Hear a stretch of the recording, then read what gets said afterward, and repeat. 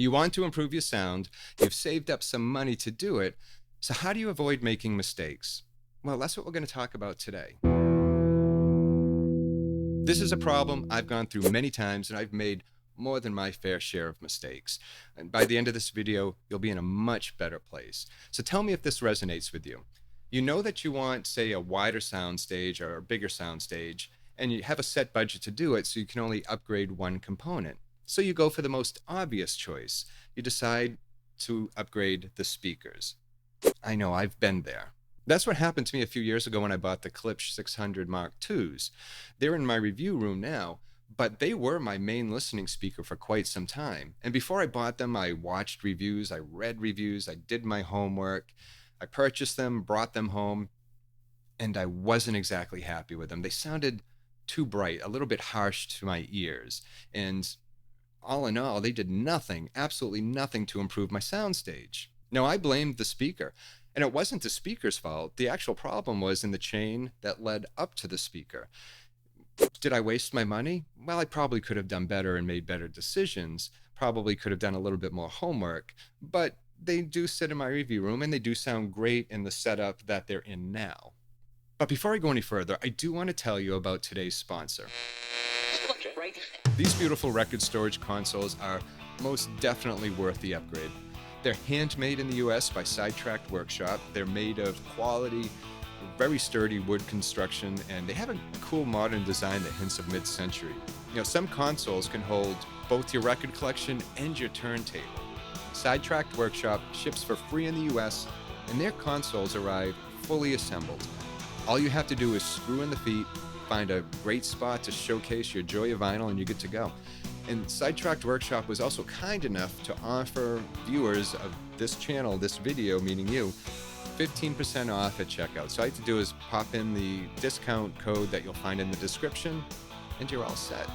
So let's go back to talking about other upgrades. After a few years of testing and buying different equipment and making many mistakes, I wanted to share what I've learned, and hopefully it will help someone out there. Some components are more powerful than others. And I want to start with this one. This is the most important one, the source. Now, what do I mean by source? Well, there are actually two parts, but ultimately it starts with the cartridge. The cartridge dictates everything that follows.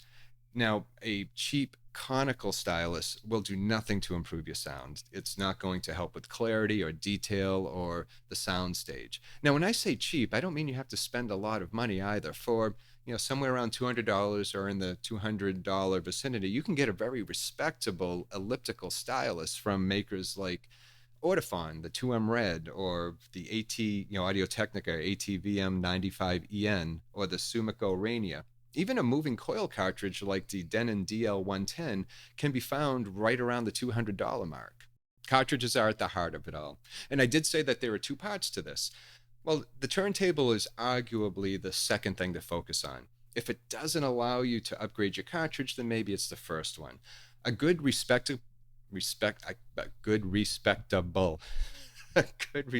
turntable will allow for adjustments to things like the vertical tracking force.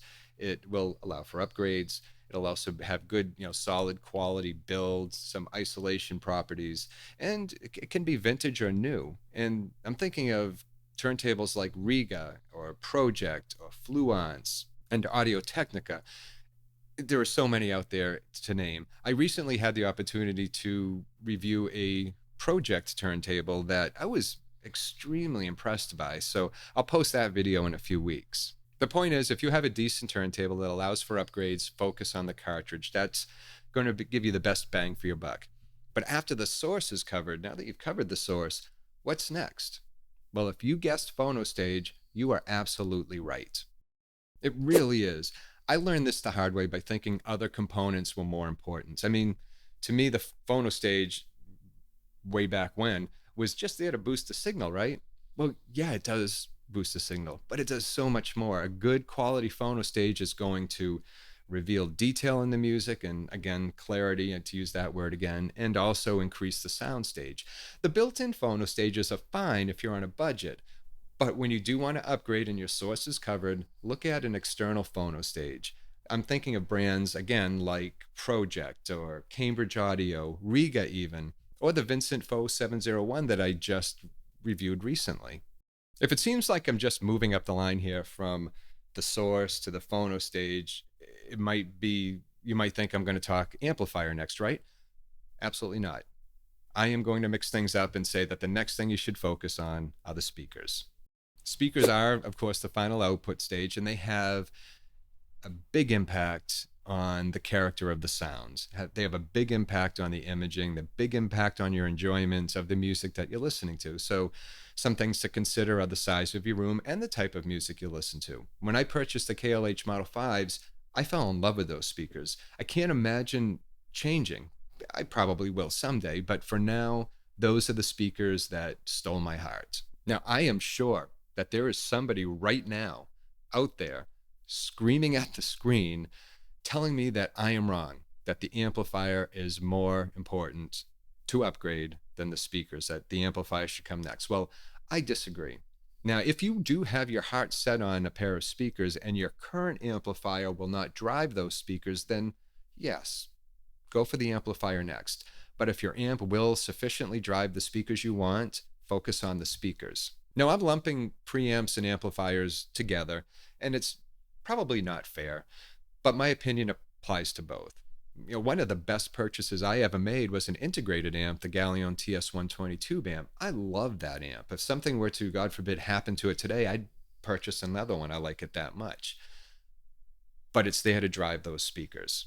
Now, I'm not minimizing the importance of a preamp and an amplifier, not by any means, but its impact on sounds is often less than your source components, that being your cartridge, your turntable, and your phono stage. So focus first on those, then pay attention to the amplifier and or preamp, because a bad amplifier and preamp, say a really cheap one, a really cheap amp, or even a really cheap preamp, can ruin your listening experience. Now, there are exceptions to everything I said. There's always exceptions in life. Just use this as a guide.